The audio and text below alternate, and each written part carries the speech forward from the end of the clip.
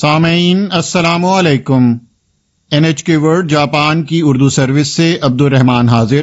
آج بدھ اور فروری کی 16 تاریخ۔ آج کی اہم خبریں سماعت فرمائیے۔ یوکرائن میں لوگ اس مشرقی یورپی ملک کے خلاف ممکنہ روسی لشکر کشی پر بڑھتی تشویش کے تناظر میں یکجہتی کا اظہار نو کر رہے ہیں۔ بدھ کو بہت سے افراد دارالحکومت کیف میں ایک اسٹیڈیم میں جمع ہوئے۔ انہوں نے دیوہیکل قومی پرچم تھامے مارچ کیا اور روسی دباؤ کے آگے نہ جھکنے کا عزم ظاہر کیا۔ یوکرائن کے صدر ولادیمیر زیلنسکی نے آج کے دن کو یوم یکجہتی قرار دیا تھا۔ اس دن کے موقع پر صدر نے اپنے ویڈیو پیغام میں کہا کہ انہیں امید ہے کہ پوری قوم کے متحد ہو جانے سے یہ ایک خوشگوار دن بن جائے گا۔ ان کا یہ بھی کہنا تھا کہ قوم کے متحد ہو جانے سے یوکرائن کی عوام سیسا پلائی دیوار بن جاتی ہے۔ ملک بھر میں دکھائی گئی فوٹیج میں صدر کیف سے باہر افواج کے ساتھ مل کر قومی پرچم سربلند کر رہے ہیں اور قومی ترانہ گا رہے ہیں۔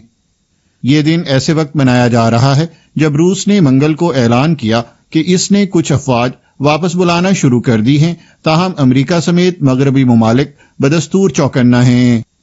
منگل کے روز یوکرائن کے حکام کے اس بیان کے بعد تشویش مزید پھیل گئی کہ قومی وزارت دفاع، مسلح افواج اور 2 بینکوں کی ویب سائٹس پر سائبر حملے ہوئے ہیں۔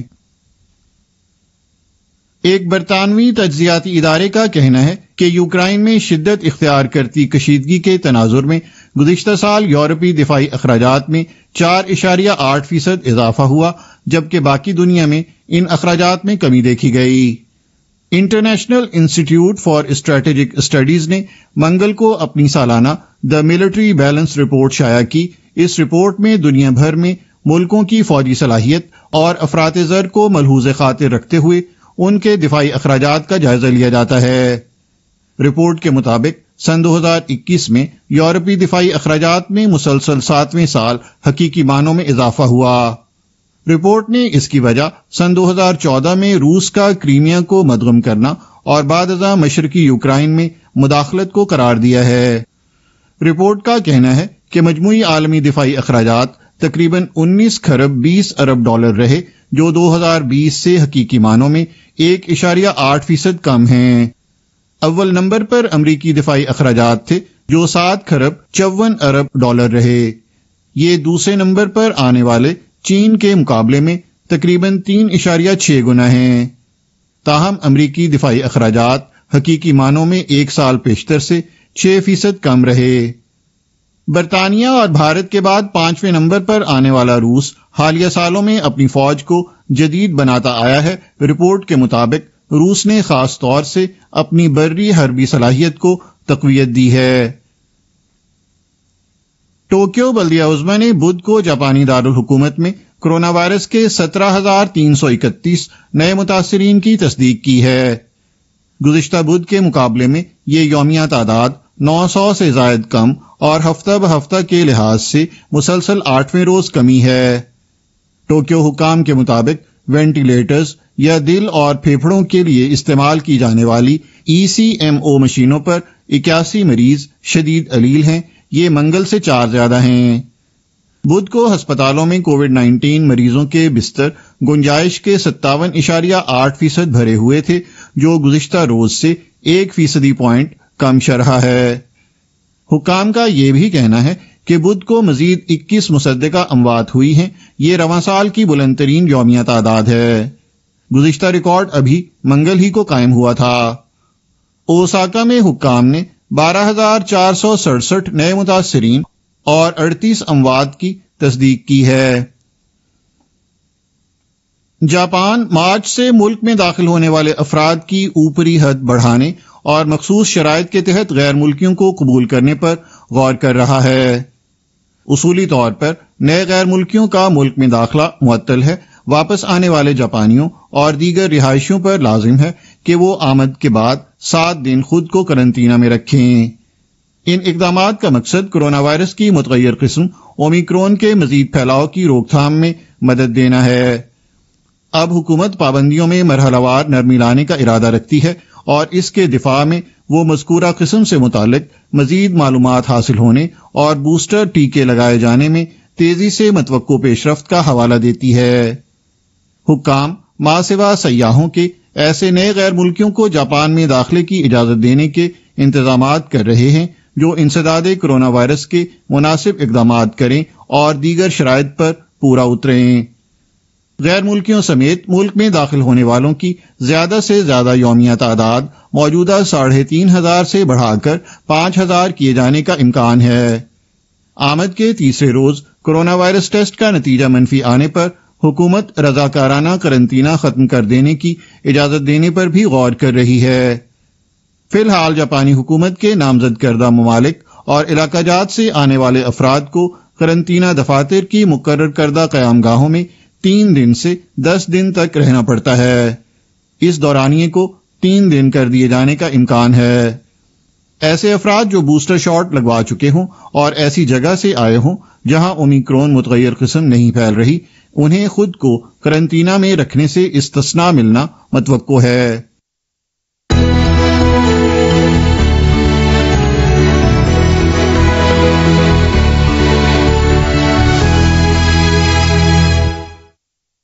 یہ خبریں آپ NHK ورلڈ جاپان کی اردو سروس سے سن رہے ہیں، اور اب پیش خدمت ہیں آج کی باقی خبریں۔ مردوں کے نارڈک کمبائنڈ لارج ہل مقابلے کا منگل کی شام اختتام ڈرامائی انداز میں ہوا جب تمغے حاصل کرنے والوں میں صرف تقریباً آدھے سیکنڈ کا فرق تھا۔ اس مقابلے میں اسکی جمپ کے ساتھ ساتھ 10 کلومیٹر کی کراس کنٹری ریس بھی شامل ہوتی ہے اور اسے جیتنے والے کو اسکی کا بادشاہ کہا جاتا ہے۔ مقابلے کے پہلے حصے کے بہترین جمپنگ کھلاڑیوں نے مقابلے کے آخر تک کراس کنٹری ریس میں حصہ لیا۔ جاپان کے واتابے آکیتو ریس کی ابتدا میں پہلے نمبر کے کھلاڑی سے 54 سیکنڈ پیچھے تھے، لیکن ریس کے ابتدائی مرحلے میں ہی وہ اگلے کھلاڑیوں کے قریب پہنچ گئے۔ وہ ریس کے اختتام تک آگے ہی رہے، تاہم ناروے کے 2 کھلاڑیوں نے ان سے پہلے ریس کی فنش لائن عبور کر لی۔ کھلاڑی جارگن گرابک نے اول نمبر پر آ کر طلائی تمغہ حاصل کیا، جبکہ صرف 0.4 سیکنڈ کے فرق سے دوسرے نمبر پر آنے والے جینز لوراس آف ٹیبرو نے چاندی کا تمغہ حاصل کیا۔ جاپانی کھلاڑی واتابے نے تیسری پوزیشن کے ساتھ کانسی کا تمغہ جیتا۔ ان کا اول نمبر کھلاڑی سے فرق 0.6 سیکنڈ کا تھا۔ وہ 2014 اور 2018 کے سرمائی اولمپکس میں چاندی کے تمغے جیت چکے ہیں۔ جاپان کی مخلوط حکومت میں شامل سیاسی جماعتوں نے اپنی قراردادوں کے ذریعے حکومت سے مطالبہ کیا ہے کہ وہ غیر ملکی طلباء کو ملک میں داخل ہونے دینے کی پالیسی بحال کرے۔ کرونا وائرس کی متغیر قسم اومیکرون کے پھیلاؤ کے تناظر میں حکومت نے جاپان میں رہائش نہ رکھنے والے غیر ملکیوں کے جاپان میں داخلے پر گزشتہ سال نومبر سے پابندی عائد کر رکھی ہے۔ اب حکومت وائرس کی اس قسم سے متعلق سائنسی شواہد کی بنیاد پر پابندیوں میں نرمی پر غور کر رہی ہے۔ مخلوط حکومت میں شامل جماعتوں لبرل ڈیموکریٹک پارٹی اور کومیتو نے الگ الگ قراردادوں میں ملک میں داخلے پر پابندی کی موجودہ پالیسی پر فوری نظر ثانی کا مطالبہ کیا ہے۔ یہ قراردادیں منگل کے روز چیف کابینہ سیکریٹری ماتسونو ہیروکازو اور دیگر کو پیش کی گئیں۔ دونوں جماعتوں نے حکومتی یا نجی اسکالرشپ سے قطع نظر تمام غیر ملکی طلباء کو ملک میں داخلے کی اجازت دینے کے فیصلے کا مطالبہ کیا۔ لبرل ڈیموکریٹک پارٹی کی قرارداد میں ملک میں غیر ملکیوں کے داخلے کی یومیہ تعداد کے کوٹے سے قطع نظر تمام غیر ملکی طلباء کو آسان قواعد کے تحت داخلے کی اجازت دینے کا مطالبہ کیا گیا ہے۔ کومیتو پارٹی نے کہا کہ حکومت کو غیر ملکی طلباء کی درخواستیں قبول کرنے کا سلسلہ بحال کرنا چاہیے تاکہ 1 مارچ سے ان کا ملک میں داخلہ ممکن ہو سکے۔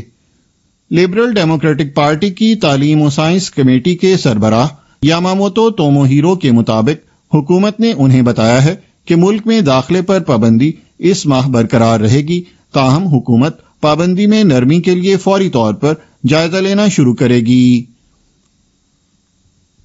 شمالی کوریا کے قائد کم جونگ ان نے اپنے والد اور ملک کے سابق قائد آن جہانی کم جونگ il کا 80واں یوم پیدائش منانے کی ایک تقریب میں شرکت کی ہے۔ حکمران جماعت ورکرز پارٹی کے اخبار رودونگ سمون نے اطلاع دی ہے کہ جناب کم جونگ ان نے بدھ کے روز کے یوم پیدائش سے ایک دن قبل منعقدہ تقریب میں شرکت کی۔ اخبار نے بتایا کہ ورکرز پارٹی کی مرکزی کمیٹی کے سیکریٹری ری ایل ہوان نے تقریب سے خطاب کیا اور آن جہانی قائد کی کامیابیوں کو خراج تحسین پیش کیا۔ جناب ری نے کہا کہ سوشلزم کو کچلنے کے سامراجی اقدامات کے دوران جناب کم جونگ ایل نے ملک کی مسلسل قیادت کی اور امریکہ کے خلاف بھرپور پیمانے کی فیصلہ کن جنگوں میں کامیابی کے ذریعے ملک کی حفاظت کی۔ ماضی میں یوم پیدائش کی سالانہ تقریبات پیونگ یانگ میں منعقد کی جاتی تھیں، لیکن رواں سال کی تقریب کوہ پیکٹو کے دامن میں منعقد ہوئی۔ کہا جاتا ہے کہ یہ جگہ کم جونگ ایل کا مقام پیدائش ہے اور اسے انقلاب کے مقدس مقام کا نام دیا گیا ہے۔ باور کیا جاتا ہے کہ شمالی کوریا کی قیادت نے اس مقام کا انتخاب قومی یکجہتی کو مضبوط بنانے کے لیے کیا تھا۔ جناب کم جونگ ان کی بہن کم یو جونگ نے بھی تقریب میں شرکت کی۔ اسرائیل کے وزیر اعظم نفتالی بینٹ نے بحرین کا دورہ کیا ہے۔ یہ کسی اسرائیلی وزیر اعظم کا اس عرب سلطنت کا پہلا سرکاری دورہ ہے۔ اسرائیلی وزیر اعظم نے منگل کے روز بحرین کے شاہ حماد بن عیسیٰ الخلیفہ سے ملاقات کی۔ ملاقات کے بعد جناب بینٹ نے کہا، میرے خیال میں ہم نے نئے تعلقات کے فروغ کے طریقوں اور خطے کو مضبوط اور مستحکم بنانے پر بات چیت کی ہے۔ بحرین کے شاہ نے دورے کا خیر مقدم کرتے ہوئے اسے مفید قرار دیا۔ جناب بینٹ کا یہ دورہ سن 2020 میں دونوں ممالک کے درمیان سفارتی تعلقات کے قیام کے بعد عمل میں آیا ہے۔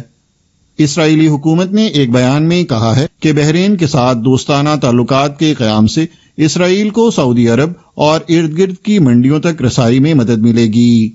بحرین کے سعودی عرب کے ساتھ قریبی تعلقات ہیں، جس کے اسرائیل کے ساتھ سفارتی تعلقات نہیں ہیں۔ اسرائیل اور عرب اقوام کے قائد سعودی عرب کے درمیان فلسطین کے مسئلے پر انتہائی اختلاف تھا، تاہم اطلاعات کے مطابق جناب بینٹ کے پیشرو بنجمن نیتن یاہو نے سن 2020 میں سعودی عرب کا خفیہ دورہ کیا تھا۔ سفارتی تجزیہ کاروں کا خیال ہے کہ خلیج عرب کے ممالک کی جانب ان اسرائیلی اقدامات کا ہدف ایران پر دباؤ میں اضافہ کرنا ہے، جو خطے میں عرب اقوام اور اسرائیل دونوں کا حریف ہے۔ اس کے ساتھ ہی NHK ورلڈ جاپان کی اردو سروس سے خبریں ختم ہوئیں۔ یہ NHK ورلڈ جاپان کی اردو سروس ہے۔ ریڈیو پر ہماری یہ نشریات پاکستان میں رات 8:15 بجے اور بھارت میں رات 8:45 بجے شارٹ ویو 9580 کلو ہرٹز پر اور 1.25 گھنٹے بعد میڈیم ویو 927 کلو ہرٹز پر شمالی پاکستان اور افغانستان میں سنی جا سکتی ہیں۔ انٹرنیٹ پر بھی ہمارے پروگرام دستیاب ہیں۔ ہماری ویب سائٹ ہے nhk.jp/urdu۔